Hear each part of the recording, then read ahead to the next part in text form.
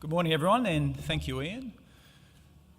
So, autonomous vehicles, the elephant in the room, as Ian calls it. I've also heard it being called the next big thing. I've also heard it being called the salted caramel of the transport industry. So there's a lot of opinions on this, and I thank you for letting me speak on this. Now, we have at Trans Australia Group have a unique view of the world. How do I get this to go? Technical issues here, Ian. Sorry, guys, won't be a second. It sometimes breaks down, but... No, not that way, the other way. Start again. Stop pressing.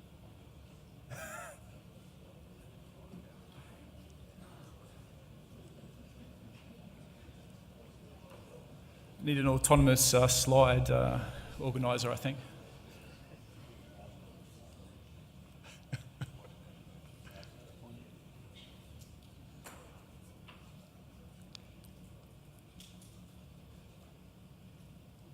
If I point it down the back, will it zap it?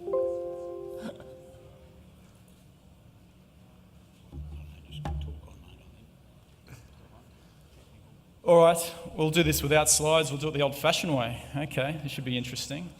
I'd like to start off with a opinion poll, so some audience participation, if I could, if you would indulge me. What do we think will happen first? Landing on Mars, or a fully autonomous vehicle with no steering wheel? So if I could have a show of hands, we'll start with the landing on Mars, first of all. A couple of people. Okay, interesting, very brave. And autonomous vehicles, what do we think? Okay, thanks for all the TAG employees for contributing there. About 50-50, interesting. Couple of minutes. I do need a slide for the next one, so we'll try and wait. Here we go, there we go. Thank you. I'll come back to this as I talk.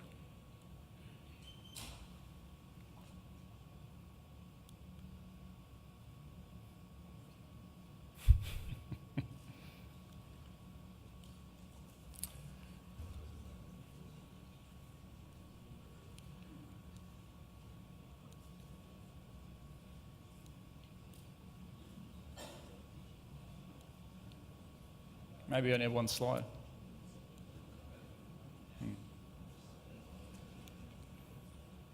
Okay, sorry guys. I'll continue without the slides and see how we go. So we've too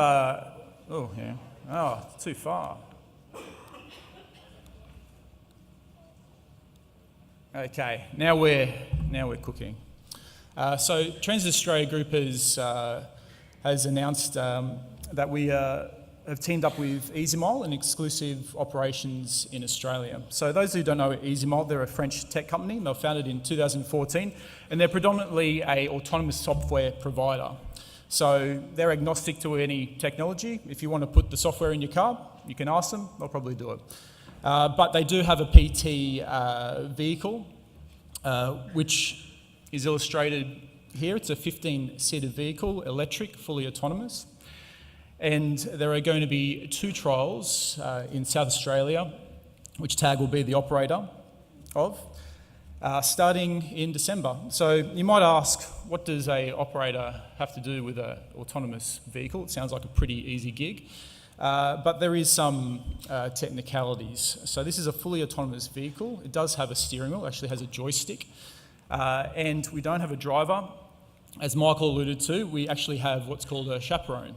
So it's a customer service provider, essentially, but they're also there to press the emergency stop.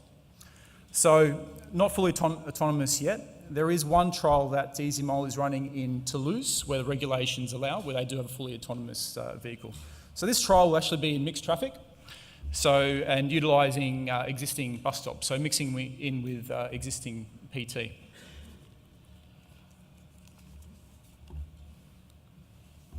Beautiful.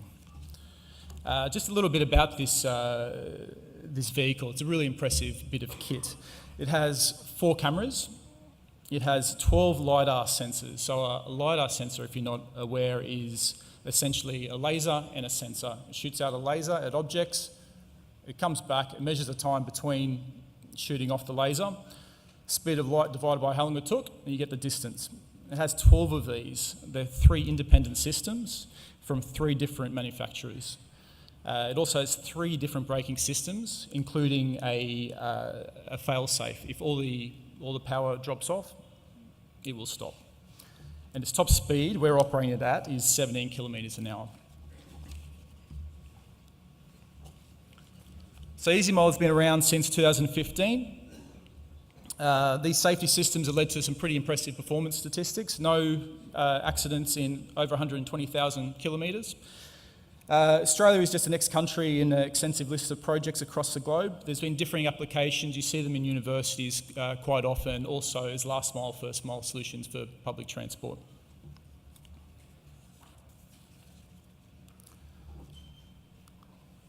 Also, you'll notice your car today has all these features. So we're moving along at a rapid rate. So you would probably ask, we're almost there, right? Now this gentleman would lead you to believe, he says a lot of things though, but there is a little way to go.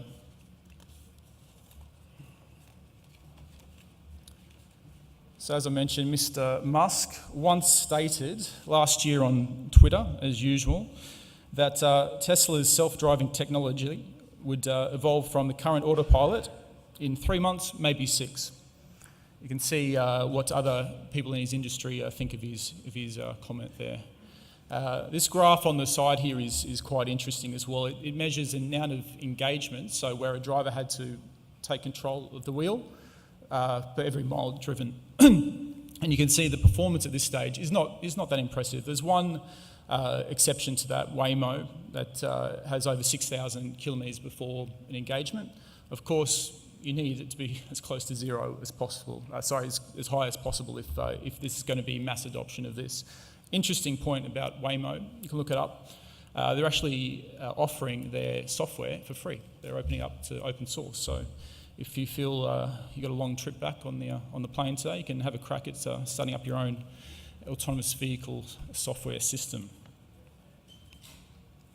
But what you'll also notice here is there are a lot of operators in this space. There's a lot of disaggregation, essentially, a lot of people trying to do the same thing.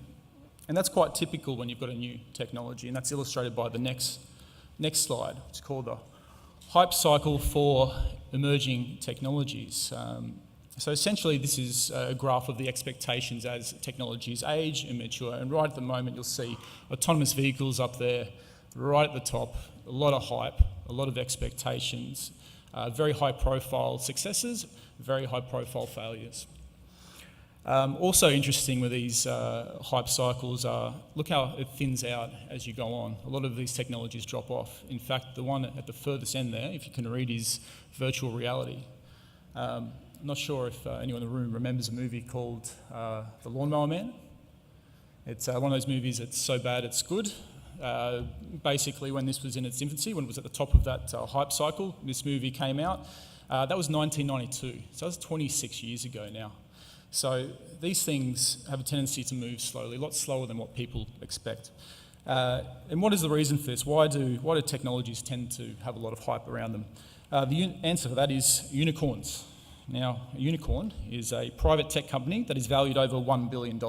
They used to be a very rare thing, but now there's quite a few of them promising all things like colonising Mars, flying cars, autonomous flying cars, AI that will put people out of work, etc. And the reason for this? Well, they need funding. They all need funding. The hype helps that. It feeds the funding. And also, humans have a tendency to have a cognitive bias. We always remember things that happened more recently rather than the past before it. The next thing I'd like to talk about is autonomous vehicles and ethics. So you might wonder, what on earth is autonomous vehicles and ethics got to do with anything? Well, there will be situations in the future where your autonomous vehicle will have to decide who lives and who dies on our roads. The choice between 2 fatal instances, it's going to have to make a decision, and it's have to be pre-programmed. So The Germans, as always, are on top of this. They put out a set of rules, and there's 5 rules, and they're as thus. Human safety must come first, number 1. So, sorry, animal lovers, but people come first. All humans are considered equal. Now, this sounds reasonable. We're going to go through a few examples. You might start to change your mind, possibly. The fewest people possible must be harmed. Again, sounds completely fine. There's a few tricks in this.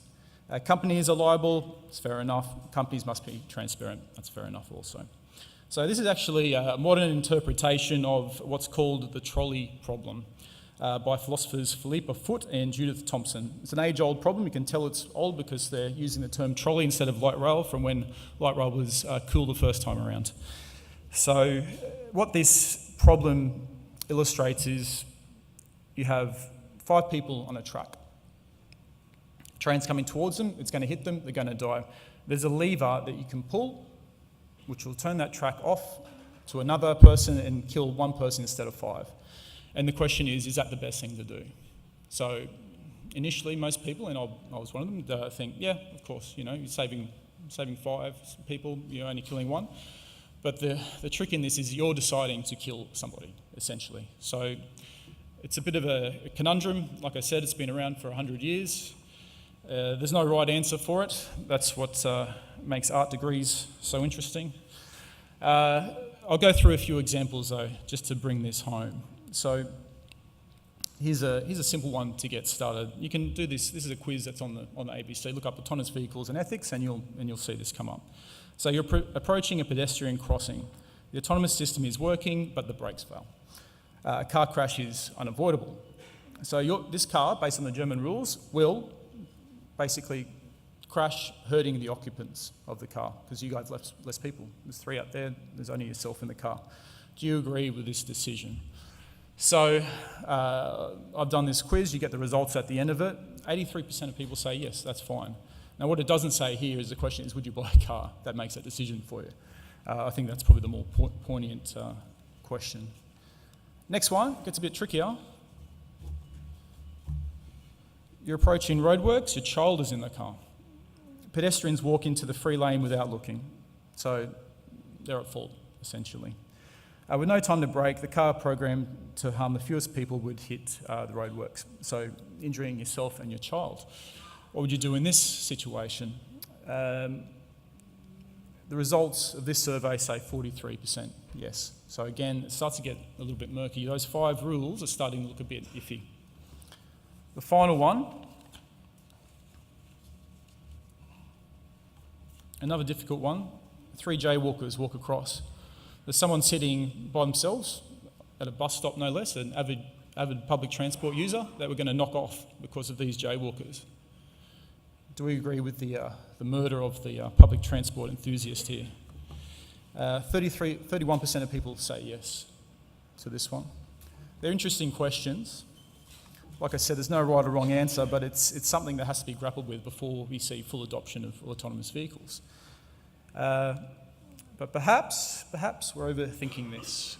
KPMG predict that 80% reduction in accidents through autonomous vehicles. So overall, less people will die. Probably different people, but less people overall. So we should learn by the Vulcan learning that the needs of the many outweigh the needs of the few. Thanks to Dr. Spock for that.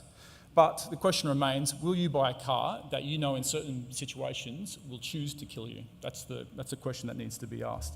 Having said that, you should be safe in a bus by weight of numbers. There'll be more people in the bus than any other vehicle, so maybe it doesn't matter for us in the PT industry. So there's some other issues besides the ethical questions we need to ask. Obviously, regulations. The government needs to be comfortable that autonomous vehicles are safe. Like I said, in Toulouse, in France, there's a trial going on with fully autonomous, no chaperone, and there's been no issues. So the technology is very good and it's improving, but obviously there's a step to where governments can be comfortable.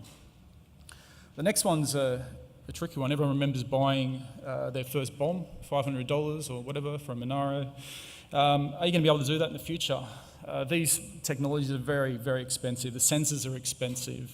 The computer platforms are expensive. It has to be military-grade encryption, so you can't hack into it. If you look up cyber ninja on the internet when you get some time, you'll see what I mean there. So that bomb is probably not going to be available anymore. It's changing the way our society works. These little fellas as well are unique to Australia. Australia makes up 1% of the driving population. A recent interview with a Google executive charged with autonomous vehicles said they don't account for kangaroos. They can't work out the hopping. I can do dogs, I can do cats, I can do everything else. It just haven't done kangaroos. So there's an issue there. Oops. So what needs to happen to get mass adoption? Big thing is 3D mapping. So we don't need a 2D map for autonomous vehicles. We need a 3D map. It needs to be accurate to the centimetre. It needs to be updated constantly. And the issue with that is the amount of data used. So to map out a country the size of Germany, the hard drive would take up the entire boot. So there's an issue there straight away. Also, as it cruises through the streets, the car is collecting data and it needs to be exchanging this data. It's enough to fill 1,400 CDs. That has to be transferred somehow. With computer vision is now just as good as humans. But the ability to process, interpret and decide what to do in a situation that we mentioned previously is the ultimate goal. Human brain is an amazing thing. That's what we're trying to replicate here. And it's easier said than done. Also about localization, do we move towards an algorithmic or a mapping solution? So it'd probably be somewhere in between.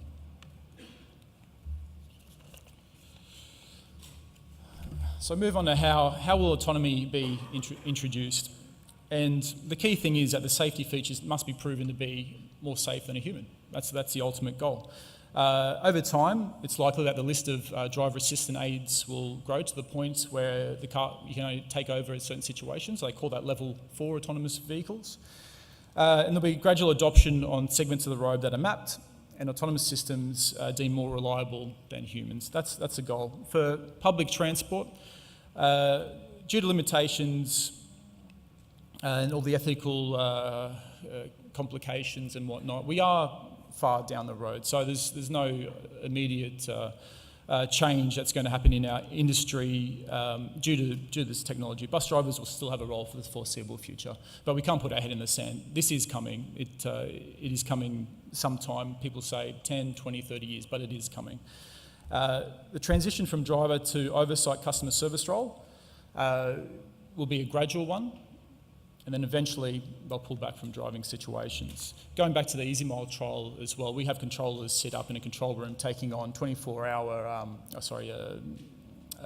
instantaneous CCTV, looking at the diagnostics. There's another role there for in the public transport industry, but obviously not as many as the amount of drivers that we have on the road today. So going back to the first question, what comes first? Well, you can ask Elon. He's trying to do both of them at the same time. So thank you very much for that.